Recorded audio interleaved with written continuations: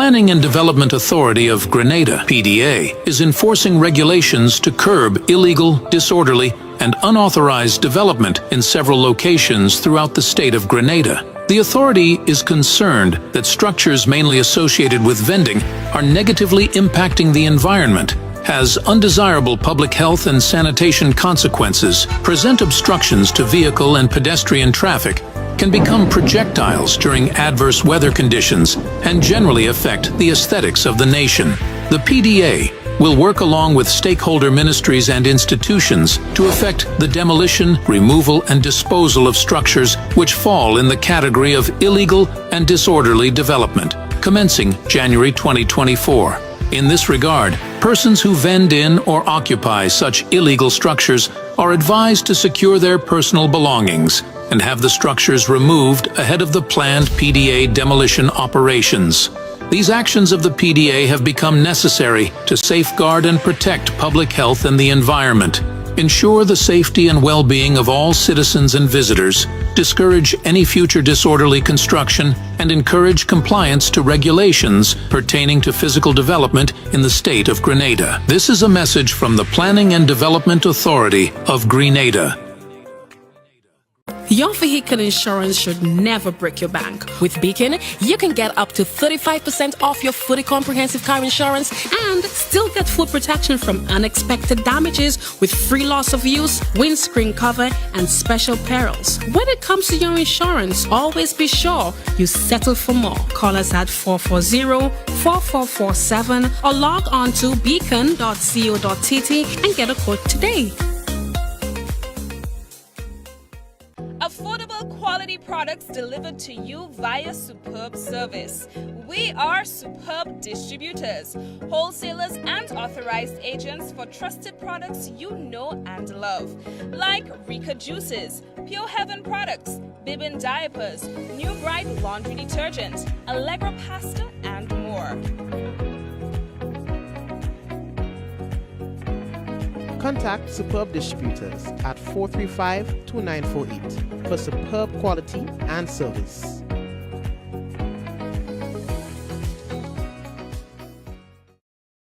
Diamond Intercontinental Jewelry Store now has amazing deals, special discounted prices on wedding sets, watches, and selected jewelry. We sell top brand jewelry and watches like Citizen, Guess, and Klein, and G-Shock, all at the best prices in Grenada. We also buy scrap gold and offer the best deals and customer service on the island. Opening hours Mondays to Saturdays, 9:30 a.m. to 5 p.m. Diamond Intercontinental Jewelry Store, located at the Esplanade Mall, St. George's, Grenada. Visit our brand new remodeled store or call us on telephone number 414-3114, 232-1234 or WhatsApp 533-1581. Sale is on for a limited time only. All right, and of course we have to say welcome to one and all to another Mikey Live program. I'm your host, Mikey Hutchinson. We are coming to you technically live from the Spice Isle of the Caribbean, Grenada, where we have it all in abundance. We're talking about the sand, the sea, and the sun. And of course, beautiful and friendly and warm people. So we have quite a bit of things to talk to you about. The police, again, they are talking about burning like farmers or people in general, burning stuff in the dry season. It is not recommended. There are, in fact, a number of charges that burning can attract, putting you in a bit of trouble. All right, so we're going to talk about that. The men, the prisoners, they are fugitives, are back in Grenada. Well, so that's, I don't know if it's good news for some people. They wanted to know what was happening with regards to that.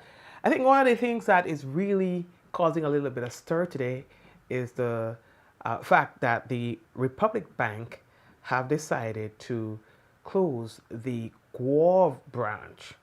I've seen so many comments and feedback online regarding that. So we are going to talk about that. We are also monitoring a situation where there was an accident today and there were multiple injuries that was sustained. Very interesting development there. We'll talk to you about that in a moment. As well, what we can tell you, Michael Bascom, he's a sports journalist, and I wonder if Michael was ever an athlete. Michael, were you ever an athlete? Because I know that you're very passionate about sports, but I cannot recall. I think the brain is getting a bit old. How it is that you develop your passion for sports? You're an athlete? Okay, good. So we're coming back to that in a moment. We have a feature for you tonight, and that would be from a renowned doctor, a doctor that you know very well, is Dr. Terence Marryshow. And Dr. Terence Marryshow says, enough is enough. We will talk to you about that and tell you why you'll be hearing from him tonight. So, of course, we have quite a bit. We have a mouthful for you tonight. So brace yourselves, talk to your people. Let them come on in, come on down, come on in. This is Mikey Live, news discussed, not told. I mean, as we say, we don't have a horse in the race. We tell you as it is. We're taking a very short break, and when we come back, it's going to be real news in low. So brace for that. Someone sharing tonight's program will receive some free credits, compliments to yourself, and that lucky person might just be you. So family, we'll be back.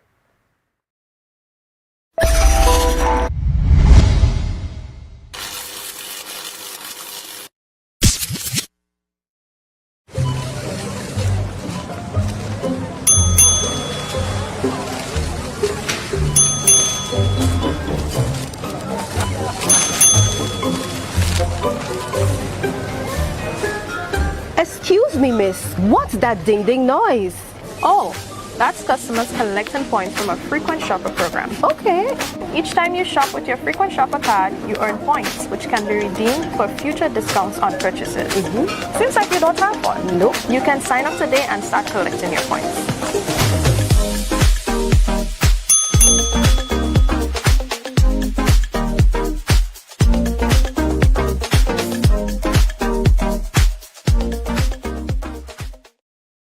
Your daily reward from the Quartz Ready Cash Money Tree. Every customer is a winner with every loan of $3,000 or more from Quartz Ready Cash. Plus, you get to enter to win a weekend for two at Sandals. No deposit, no collateral needed. All you need is your ID, proof of address, payslip, job letter, and 2 references. Visit your nearest Quartz or Ready Cash location today or apply online at www.quartz.com. Get more for 2024 with Quartz Ready Cash. We are ready when you are. Conditions apply.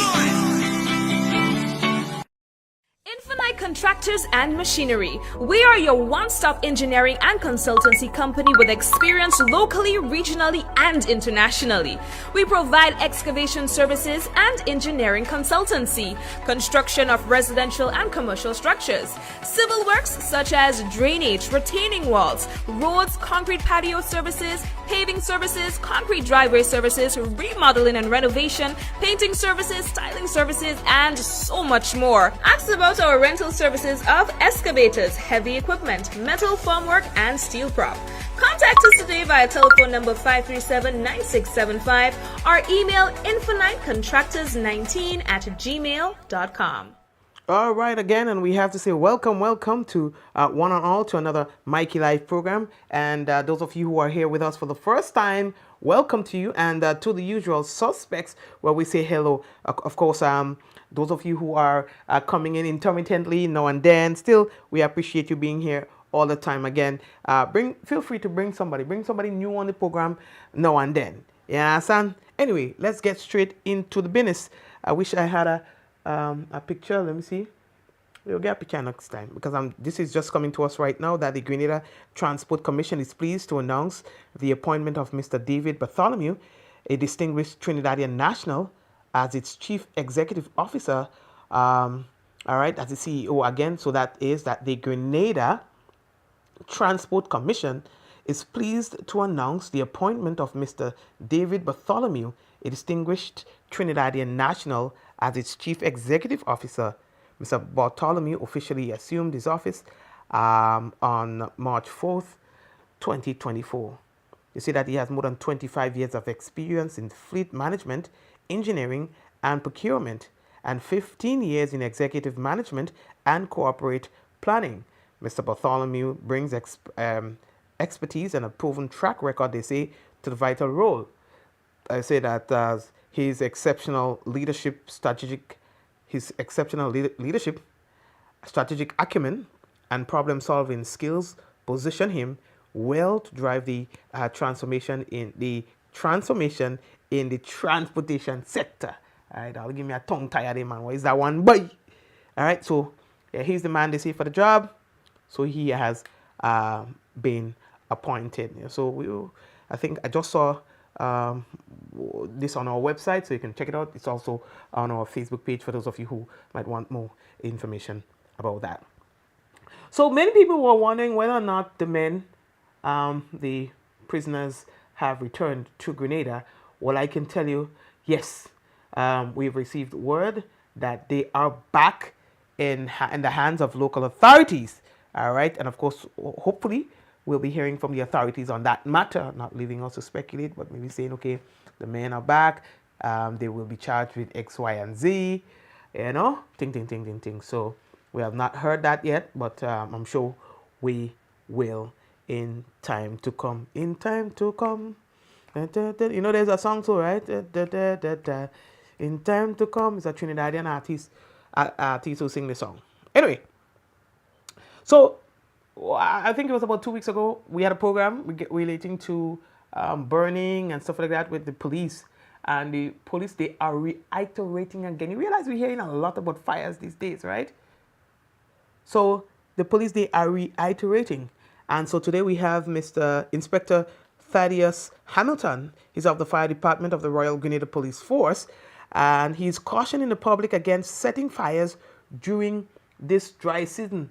It is, my friends, it is never recommended for anyone to just go ahead and just burn, just burning on, instincts. Okay, holiday, let me just burn it. They're saying, not so during the dry season. Farmers and other individuals, you're also reminded that burning, at least particularly during the dry season, burning permits are discontinued at this time. And they are saying that they have discontinued this due to the prevailing high winds and low rainfall. All right. Now we say, well, what high wind have to do with that? What low rainfall have to do with that? Or let me tell you something. Oh, I just burning on the side here. I just burning something little. Listen, I have seen this thing firsthand. I saw a fire a couple years ago in Clogy. One side of the river, you had like a fire. You say, okay, what is the river between the two? So yeah, everybody's safe. The fire can't cross a river. I mean, it's a fire and it's river. It's fire and water. People. Somehow, the fire got on top of a coconut tree. So the stalk of the coconut tree is not burnt. But here's what. Because of the wind, it put up a little ting in the air, and then it found itself on a coconut tree. And so the coconut tree was blazing. And my people, that coconut tree shared some fire. When I tell you share, it share. It was just distributing fire past because now it's blowing from one side of the river to the other side of the river, just burning everything, just sending fire, everything around it. You understand? So probably your mind cannot imagine how these fires can do these things, but it is very possible. Where there is wind, where there is fire, place mash up. So they are saying that for now, they are discontinuing the permits. In fact, a permit is needed to burn. Agricultural fires, you need a permit. Neighborhood fires, you need to inform your neighbors. So for the agricultural fires, they're saying that they are not issuing any permits at this point in time due to the prevailing conditions, the high wind and the dry spell that we're experiencing right now. Here is Inspector Hamilton. For this dry season, the fire department will be working closely with the Ministry of Agriculture to ensure that we have a reduction in the amount of bushfires. The Ministry of Agriculture is the competent authority for the issuing of license for the setting of fires on land, and the fire department is the authority for the enforcement. And as such, we are encouraging persons to acquire the necessary permit from the Ministry of Agriculture to do so. We have spoken several times before on how you can prevent fires and the procedures you should follow before setting fires to land. We'll be taking a more robust approach to fires, to especially bushfires. Those fires will be investigated and persons will be held accountable. So we are encouraging persons to, as far as reasonable possible, if you can avoid setting of fires for this dry season, it will go a long way in the department's safeguarding life, property, and the environment. And again, take into consideration, when you have a bushfire, the department use treated water to extinguish such fires. So let's say there is valve regulation in a particular village or a particular district, and there is a major bushfire in that area. There is hydrants within that local. The fire personnel will use the hydrant in that area to suppress the fire, thus reducing the amount of water available for human consumption. Yes? So we're encouraging our citizens to be smart, be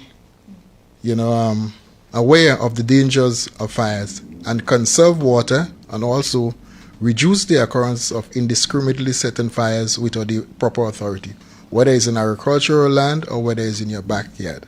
Thank you very much. Thank you very much, Inspector Hamilton. All right. So the next thing that we have to tell you, boy, and I told you that this is one of the things that is, I think, creating a little issue for now, is the fact that the Republic Bank in Guave is set to be closed pretty soon. The bank put out notice today to that effect, as is now seen on your screen. All right, so well, you can see right here what the bank is saying to our valued customers. It says here that please be advised that our Guave branch will be permanently closed effective June 1st, 2024. You will be able to continue your banking through the ATM, online banking, by visiting our Melville Street branch or any one of our other locations. Please update your contact details and sign up for online banking if you have not already done so. We thank you for your support over the years, and we look forward to continue serving you. And yeah, I have to say a big ow to that notice, because I myself am a product of that bank, going back way back to the NCB time and the junior savers, I think it was. It was called the junior savers account, where you make up, you have your nice little thing from your savings union, and you bring it across to the bank, and then you get your bank account opened and all of that. So you're telling me there will be no bank from St. George's to Satires. Well, yeah, there isn't a bank in on the western side. No. Well, we're getting worse. We cannot not have a bank on the western side. It's something had to be done. You must have a bank. So, all right. When I get to my office, we'll discuss this further, of how we can rethink that strategy. Because, I just saw a thing from Republic Bank. It came out a couple weeks ago that said, let me see if I can find it, millions in profit. So if you had to sacrifice a little branch for a little less profit in one of those branches, that's fine. You understand? It's a service. It's a service to the people. Let me see. Yeah, because I think we did a story on that sometime early this year, where Republic Bank. Yes, look at here. Is it? No. Yes. February. So February 6th. Yeah, let me see. Let me read it. Let me see. Republic Bank, RFHL, Republic Bank Financial Holdings records US 75 million in first quarter profits. 75 million in first quarter profits. Right? So that's Republic Bank Financial Holdings, right? So even if the Guave branch costing you extra $10,000 a month less, than you were than you know, in terms of the profits. Well, a small thing, you know, it's a service. These are the people who've been with you for years. You know what I mean?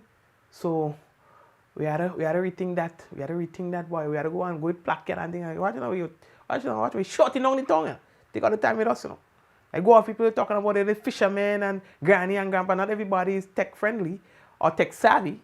So you have to consider that too. You can't ask somebody to leave all the way from Sotés and go to Grenville to bank while they fitting. Or somebody from Victoria to go to either Grenville or go Tongue. I don't know. I find that one hard, boy. I find that hard. Anyway, so no bank as of June 1st. No bank. You know, you want somebody to subsidize it, or I could do that. You know what I mean? The little farm I have up in Closure there, I could, you know what I mean? But me not understand this. Anyway, but because look, if not me, I say it, and say Republic Bank Financial Holding records US 75 million in first quarter profits. I ain't making it up. All right. So that was in February. And I think let me see. I think I should have something else there from Republic Bank again. Okay. Well, all right. So 75 million in first quarter profits, right?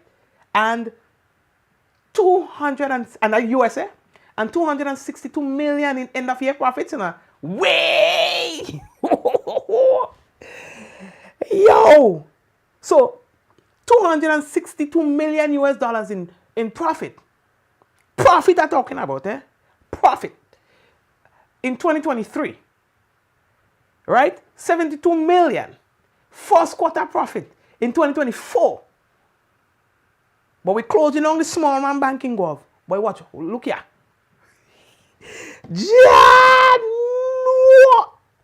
Yeah, but don't panic. Don't panic. And I'll tell you why you don't need to panic. That might encourage one of your homegrown banks, even though they don't advertise any program, but will still put a plug, to see the opportunity there, you know, and organize, you know. So don't panic yet. Don't panic yet. You know what I mean? I have to compliment Republic for the online banking system that they have implemented recently. I used to bank with Republic Bank before, and then I just fall off because I find I was doing shoopiness. And I understand they had this stupid thing. And then they did an overhaul of the business, and the thing is proper. It's still proper, you know. I mean, of course, I love it. It's proper. It's proper, you know. So I enjoy the online banking and all the flexibilities for business owners, entrepreneurs, and stuff that they have. And as I was doing all there. So I ain't taking that away from them. And that's why they're big, because they're a good product. You know what I mean? But in terms of the ethics, you understand? I would like you to take a moment to reconsider closing on the Guava branch. Don't do it. You have to understand where you come from first.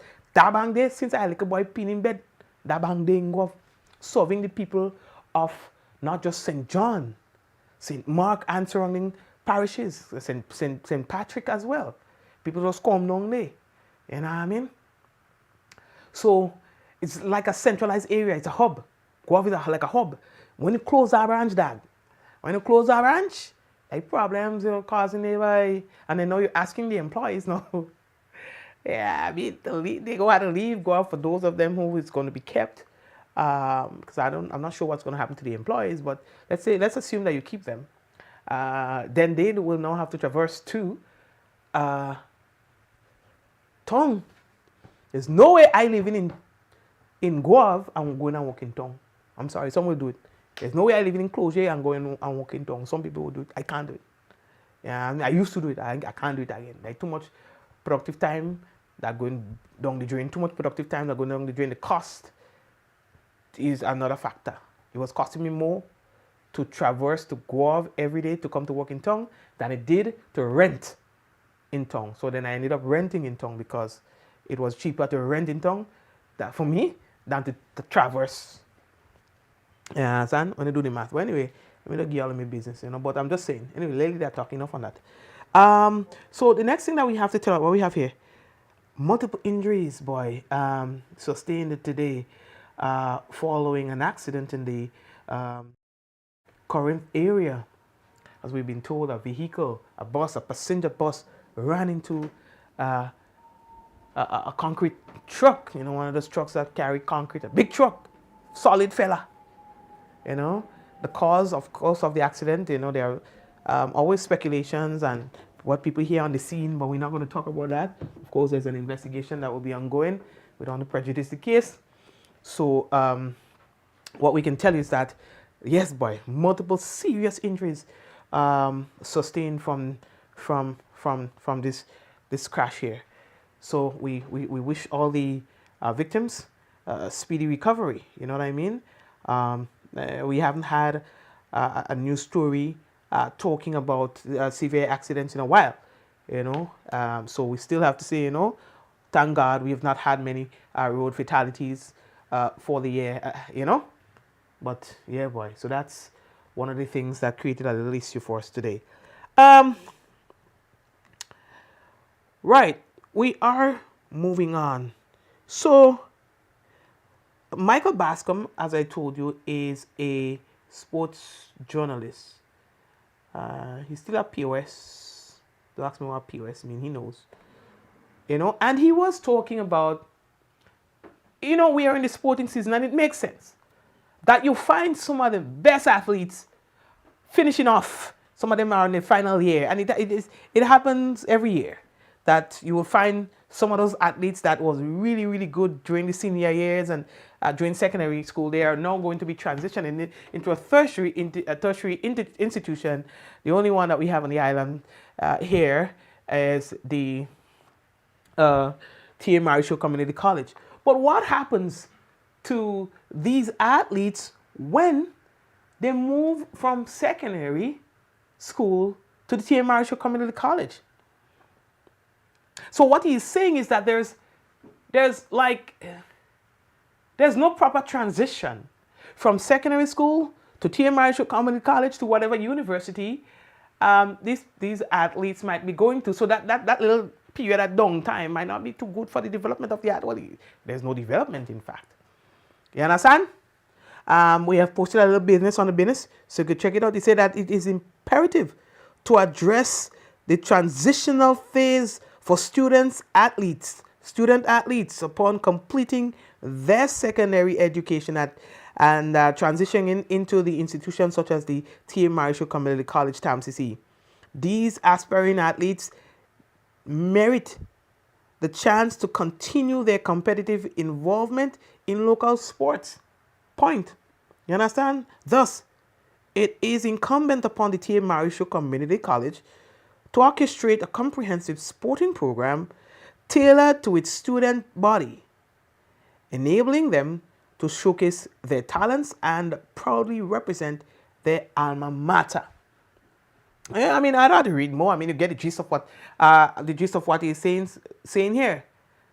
By incorporating various sporting activities, TAMCC can cater to the diverse interests and talents of its students' body, ensuring that everybody has the opportunity to participate and excel in sports.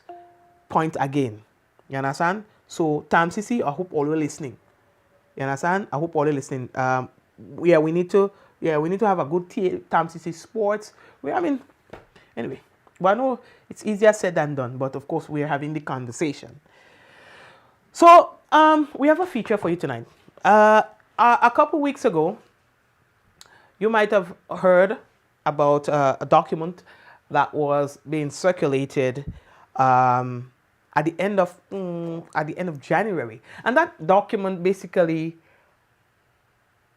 spoke to the fact that there were some doctors, prominent doctors on Grenada, who might not have paid their yearly license. I don't know the period, but it might be yearly license, and by virtue of that, their license or they lost the authority to issue prescriptions. I was in awe. I thought to myself, but wait, Joshua? Like Joshua? And I thought, but that doesn't make sense to me. That. Please unlock your device. Well, who talking to you, girl? I thought that, okay, I mean, it's a small body of people. I thought that the relationship between the council and the doctors were a little more intimate, so that you directly speak to the doctors who are in breach, so that they can regularize their status. You understand? But instead, the document was out there. I say, look at me, doctor here. So you tell me I can't go by the doctor? So, and then I was saying, okay. So after the doctor becomes compliant, because this is like a notice, right? Sorry, that was sent out. So after the doctor, and of course, if people see the document, so now you know that you can't go by the doctor for them to issue a prescription, because if they issue the prescription would not be honored. So is there now a mechanism that when the doctor pays, because that thing come up there, the doctor pays on that day or the day after, whether or not the council is going to come back and say, okay, these doctors have regularized their status, XYZ. I am yet to see any such. So I understand the doctor's concerns that this document might have kind of like affected their business practice, might have affected their practice, because it had nothing to do with their ability or with the knowledge and, well, let's say knowledge and everything to do the job. It's just that, okay, you're required to pay a licensing fee every year or whatever. That fee wasn't paid. Boom. No, you cannot issue prescriptions and things like that. So I just thought, I mean, long story short, I just thought that they should have had, like, for example, when my car insurance is expiring, I get a call from my insurance company. And they say, hey, Mr. Hutchinson, your insurance is going to be up in a month. We're just advising you of that. Thank you. And 2 weeks if I don't do it, 2 weeks coming up to the time they call back again. Mr. Hutchinson, we're just giving you a follow-up call. Would you like us to renew your insurance for you? Of course. Renew it, and I'll come in and I'll settle my payment. And then the next thing you know, so my thing never goes into, because, people like me and the doctors, sometimes they're busy, sometimes you think. You understand? So yeah, that's what I do with my insurance. Yeah, they fix me up and I organize my business. Yeah, and I'm not suggesting that the council fix up the doctors so that they're not in breach, but I'm simply saying that, in the interest of all involved, we could be a little more cordial with how we do the business. I am not too sure what degree of conversation that was had, or, between the doctors and the councils, but it came to a point where they sent out a notice. Now, we spoke to Dr. Marryshow, Terence Marryshow, about this, and he has a whole story to tell. And he says this is like a series of things that he believes is being done spitefully. And he says that enough is enough. Tonight, we present to you a special feature, an interview that we did today with Dr. Terence Marryshow.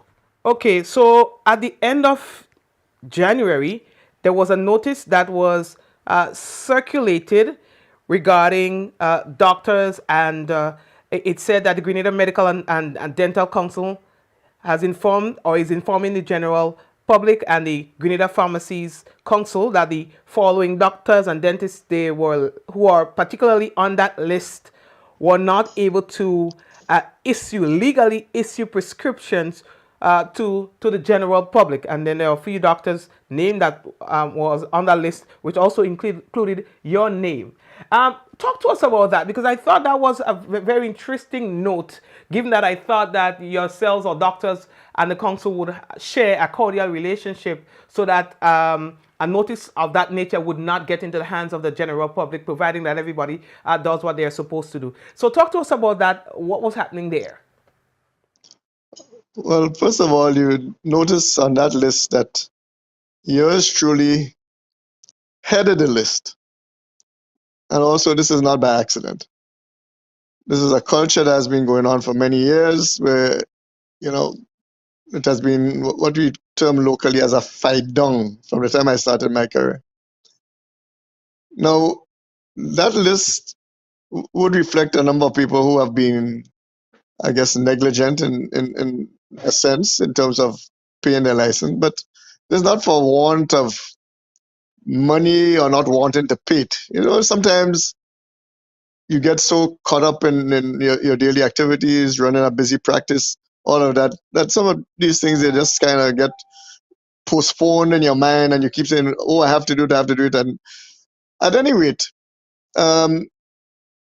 nobody gave us a heads up or a courtesy call to say, "Well, okay, you have not paid up. You are in breach of, the regulations at this time, and we give you a certain time to pay it. And if you don't pay it by a certain time, okay, there can be consequences or something like that." And that is understandable. Now, nothing like that has happened. And in the middle of all of this, the Medical and Dental Council informed the Pharmacy Council, and the Pharmacy Council put this notice out there. I mean, this has, as far as I'm concerned, never happened before, where doctors have been literally prohibited from writing prescriptions, because at the end of the day, the people who are suffering are our patients. And to just put it out there without even a little warning reeks of something that is malicious. It reeks of people who are wicked and just spiteful and are trying to do harm to doctors, because, as you mentioned before, there's supposed to be a certain level of confidentiality, even cordiality between the two councils. And what does it take for someone within these two councils, whether it is in the Pharmacy Council or whether it is in the Grenada Medical and Dental Council, to just simply give us a reminder, a little courtesy call in this age of information, where you can send a message very, very quickly, whether it's WhatsApp, by email or whatever. They have all this information, and they can easily have done that. But it was never done. And that is why I say it reeks of people who are malicious, people who are dedicated to trying to bring people down, trying to create a bad relationship between doctor and patient and between the doctors and the pharmacies. Because I've had any number of calls from the pharmacies saying, "Oh, you can't write any prescriptions," and they stress the patients at the end of the day. Right. So They send the patients away without recognizing the damage that they are causing to the patients. And then they go to maybe another pharmacy and they would get it. But the point is here is that a lot of people right now are disowning responsibility for that activity that took place, that act, that vicious act of maligning people by sending this thing out on social media, without prior notice or anything like that. And it has caused a lot of embarrassment for us. It has caused, a problem with our patients in terms of the confidence that they have in us. It has caused a problem with the pharmacies, and also the fact that we depend on the pharmacies to give the patients their medication once the prescriptions are presented, and this has not been the case. Now, since that time, this condition has been resolved as far as living up to the responsibilities that we expected to live up to, in terms of getting the insurance, in terms of paying up the license fees, and all of that. And it was so quick to be put out that we were not compliant with the regulations. But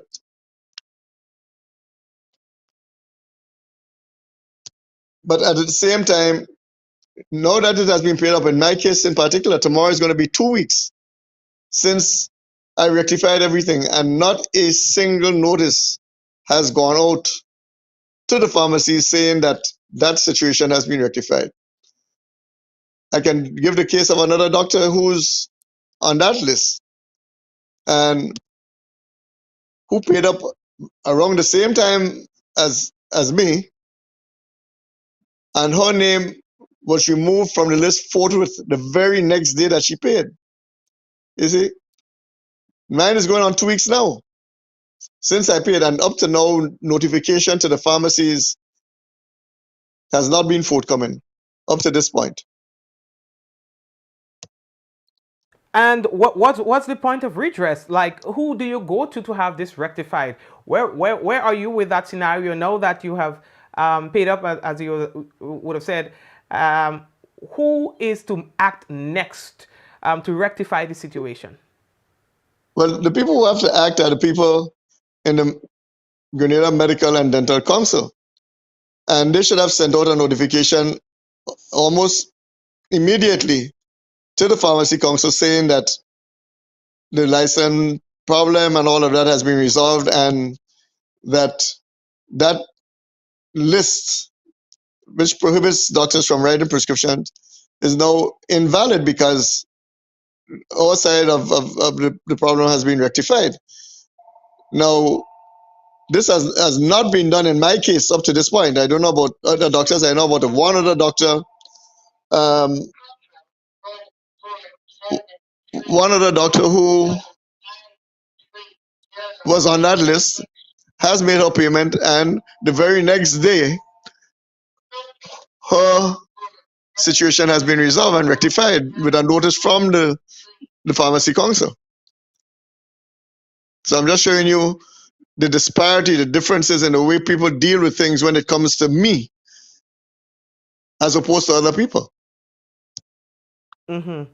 And what would you say, if you have any idea, is the motivation or the reasoning or reasons behind the difference in treatment that you receive, and as you were saying, that discourtesy that has continually been extended to you? Well, it's a pattern of behavior when it comes to me. As a matter of fact,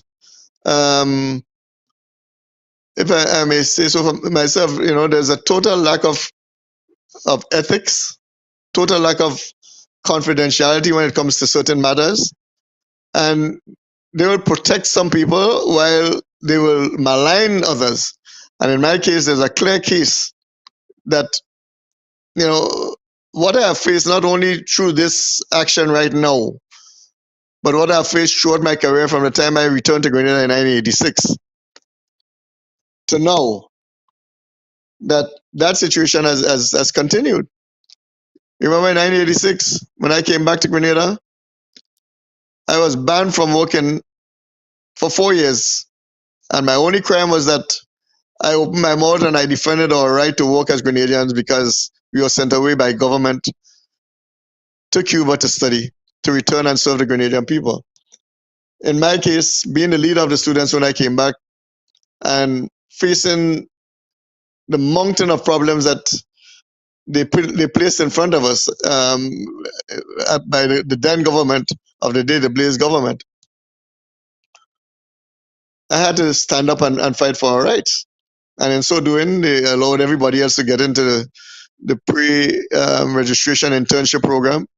And in my case in particular, I was banned not just for a few months, but for 4 years. I couldn't earn a cent in my own country after having gone abroad and studied medicine to come back and serve the people. And only because I opened my mouth in a time when they said that quote-unquote democracy had returned to Grenada, and I couldn't even open my mouth. I was banned for 4 years. It wasn't until the NDC government in 1990 came in of Nicholas Bradford that I got my right to work back. Now that pattern has continued. After I set up my practice, I pretty much revolutionized the way things were done in private practice.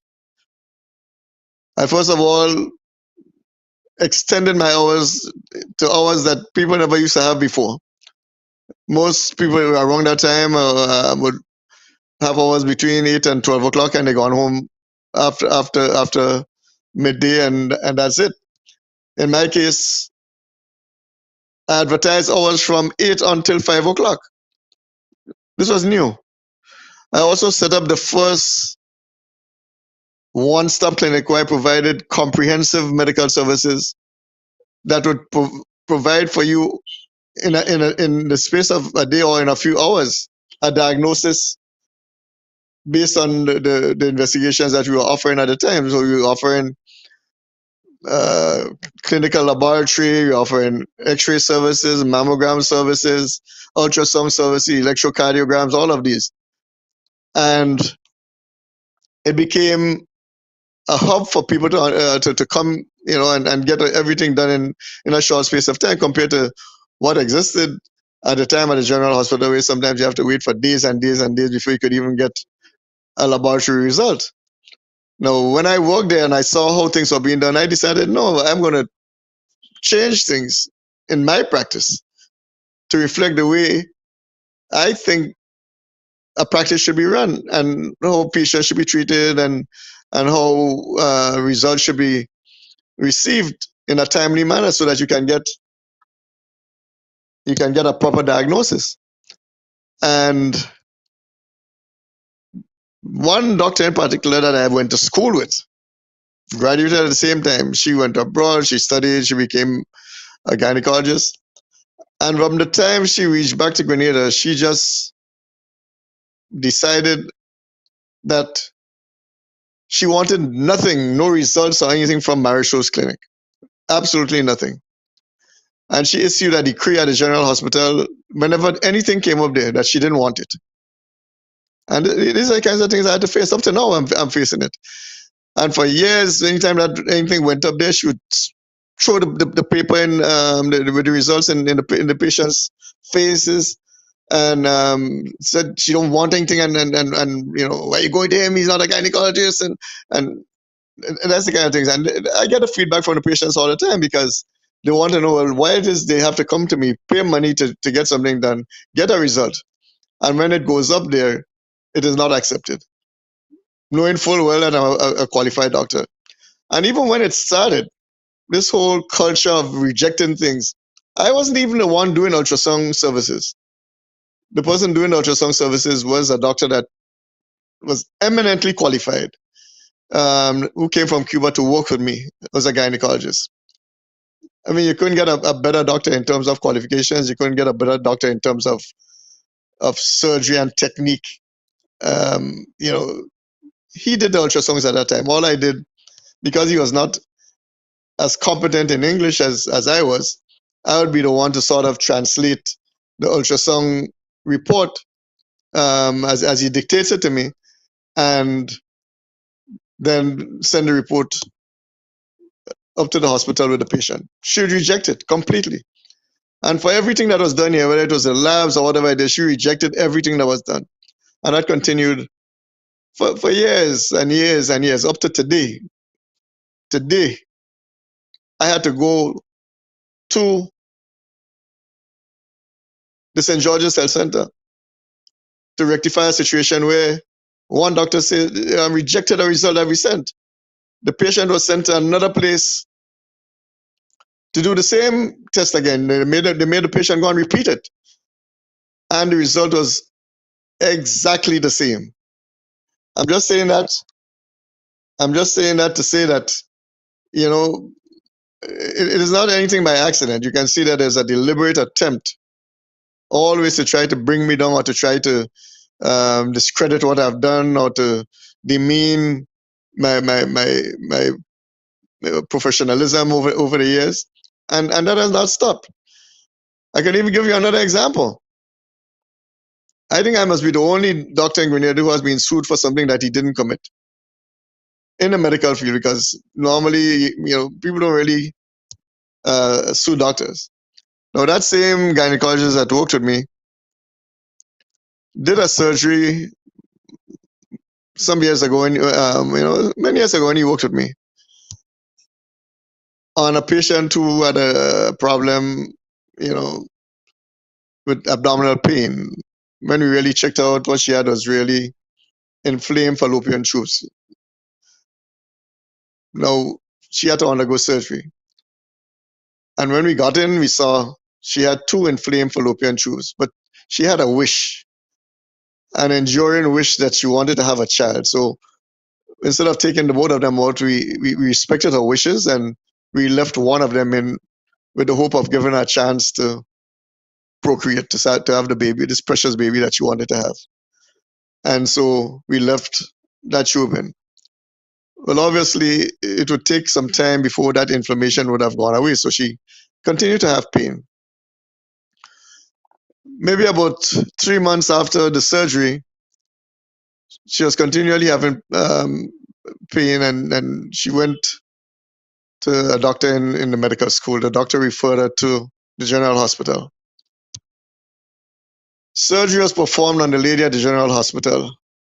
She died at the general hospital under the watch of that particular surgeon who operated on her. And to cover his tracks, he encouraged the family to sue me 3 months after a surgery that was done by us, where there was no problem. She was discharged. She was going about her business. She was seen in funerals. She was seen all over the place. And people who didn't understand who her condition, who never consulted us even to find out what was done with her or nothing like that. They operated on her. She died at the general hospital.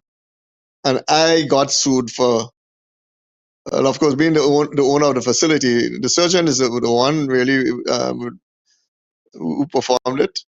But when we did surgery on her, she lived. She was discharged. When somebody operated on her at the general hospital, she died at the general hospital, and I'm the one who ended up getting sued. I went to court. I won my case. Damages were awarded to me in the amount of $18,000 that I paid out of my own pocket to resolve this problem. And up to today, just as so after the 4 years of depriving me of my right to work, a right that is enshrined in the Constitution, I never got compensation for that.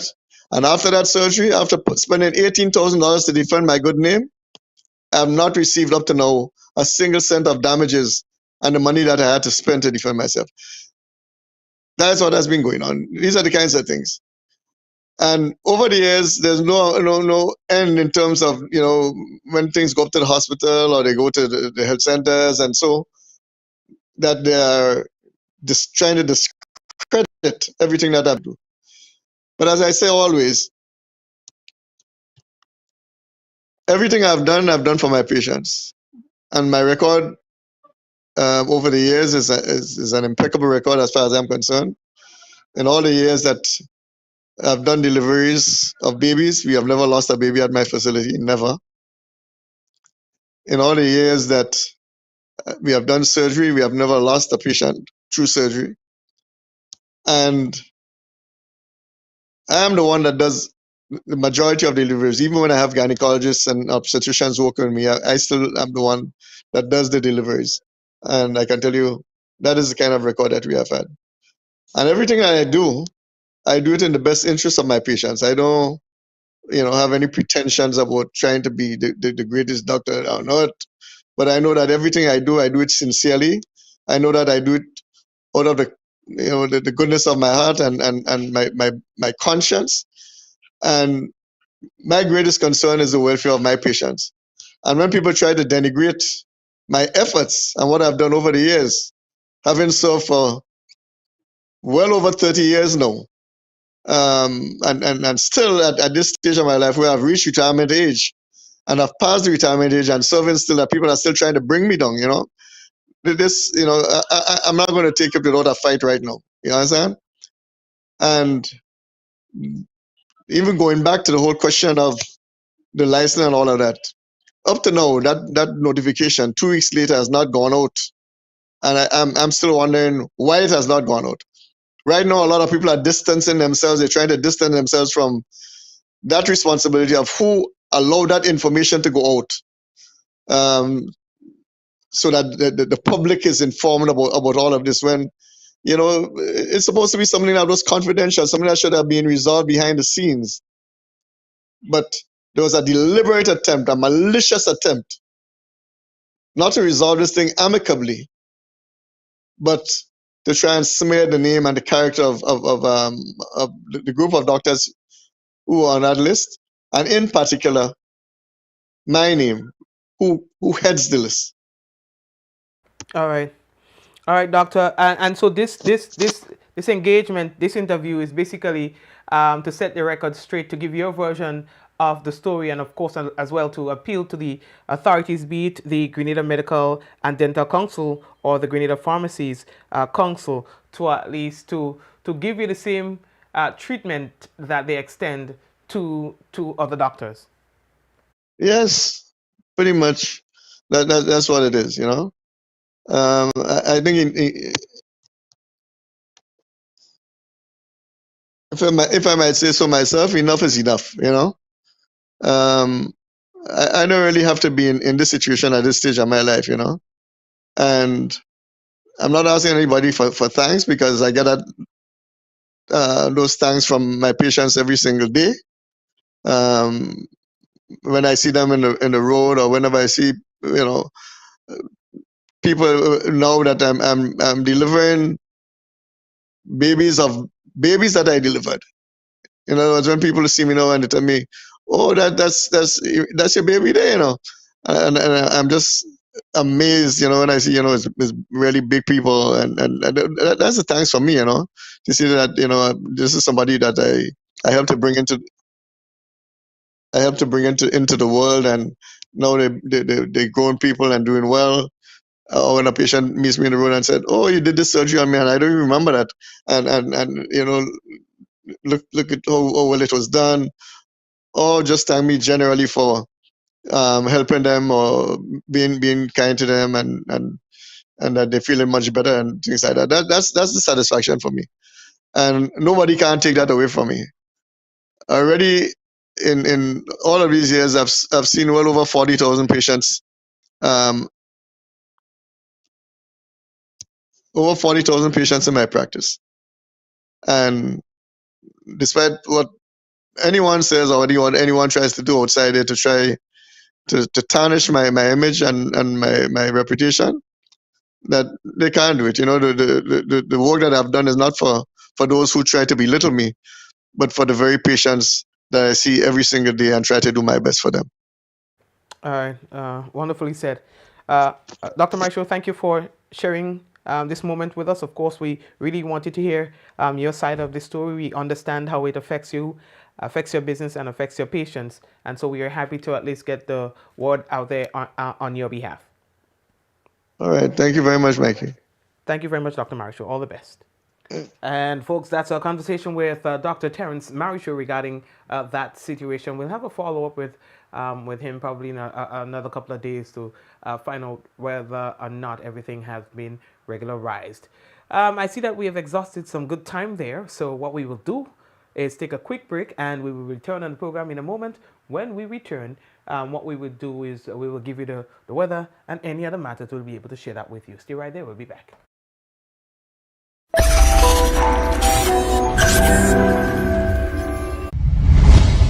The Planning and Development Authority of Grenada, PDA, is enforcing regulations to curb illegal, disorderly, and unauthorized development in several locations throughout the state of Grenada. The authority is concerned that structures mainly associated with vending are negatively impacting the environment, has undesirable public health and sanitation consequences, present obstructions to vehicle and pedestrian traffic, can become projectiles during adverse weather conditions, and generally affect the aesthetics of the nation. The PDA will work along with stakeholder ministries and institutions to effect the demolition, removal, and disposal of structures which fall in the category of illegal and disorderly development, commencing January 2024. In this regard, persons who vend in or occupy such illegal structures are advised to secure their personal belongings and have the structures removed ahead of the planned PDA demolition operations. These actions of the PDA have become necessary to safeguard and protect public health and the environment, ensure the safety and well-being of all citizens and visitors, discourage any future disorderly construction, and encourage compliance to regulations pertaining to physical development in the state of Grenada. This is a message from the Planning and Development Authority of Grenada. Your vehicle insurance should never break your bank. With Beacon, you can get up to 35% off your fully comprehensive car insurance and still get full protection from unexpected damages with free loss of use, windscreen cover, and special perils. When it comes to your insurance, always be sure you settle for more. Call us at 440-4447 or log on to beacon.co.tt and get a quote today. Affordable quality products delivered to you via superb service. We are superb distributors, wholesalers and authorized agents for trusted products you know and love. Like Rika Juices, Pure Heaven products, Bibin diapers, New Bright laundry detergent, Allegra pasta and more. Contact Superb Distributors at 435-2948 for superb quality and service.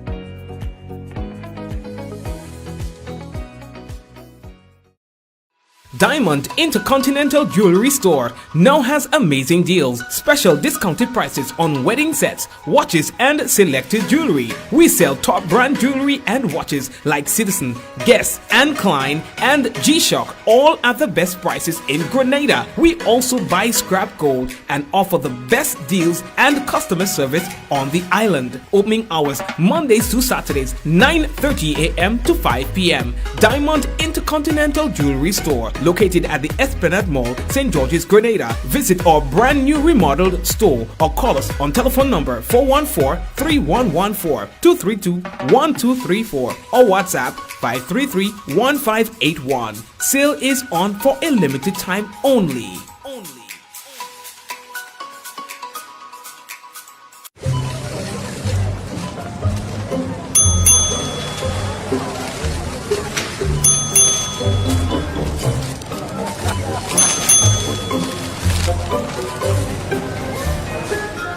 Excuse me, miss. What's that ding-ding noise? Oh, that's customers collecting points from a frequent shopper program. Okay. Each time you shop with your frequent shopper card, you earn points, which can be redeemed for future discounts on purchases. Seems like you don't have one. Nope. You can sign up today and start collecting your points.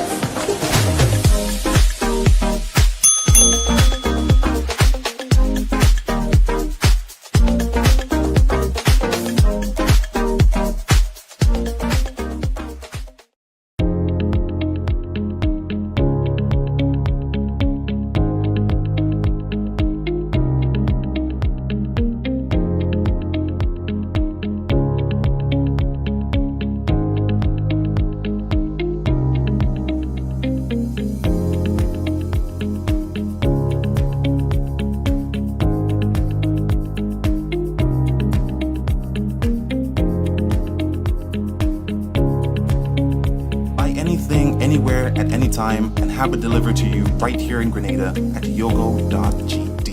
Pick your daily reward from the Quartz Ready Cash Money Tree. Every customer is a winner with every loan of $3,000 or more from Quartz Ready Cash. Plus, you get to enter to win a weekend for two at Sandals. No deposit, no collateral needed. All you need is your ID, proof of address, payslip, job letter, and 2 references. Visit your nearest Quartz or Ready Cash location today or apply online at www.quartz.com. Get more for 2024 with Quartz Ready Cash. We are ready when you are. Conditions apply. Infinite Contractors and Machinery. We are your one-stop engineering and consultancy company with experience locally, regionally, and internationally.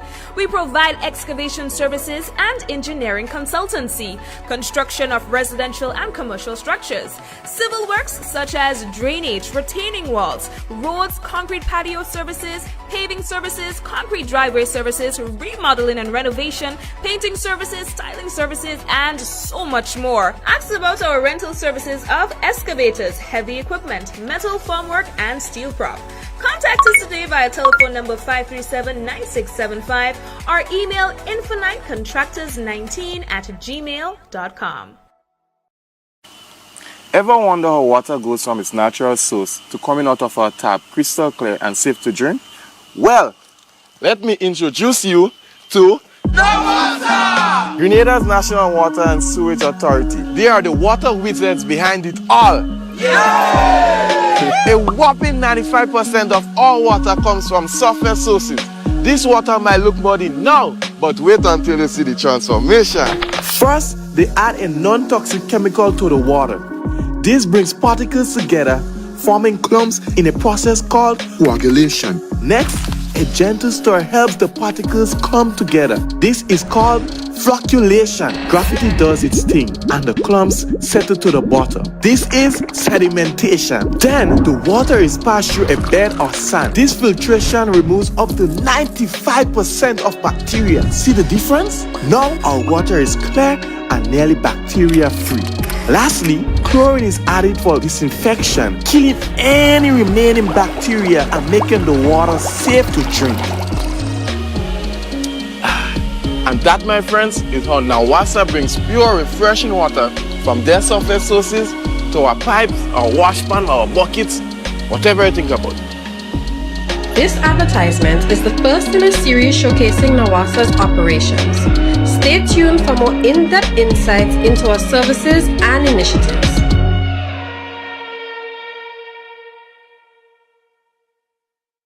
Plug into Digicel Plus and get even more entertainment with Disney Plus included.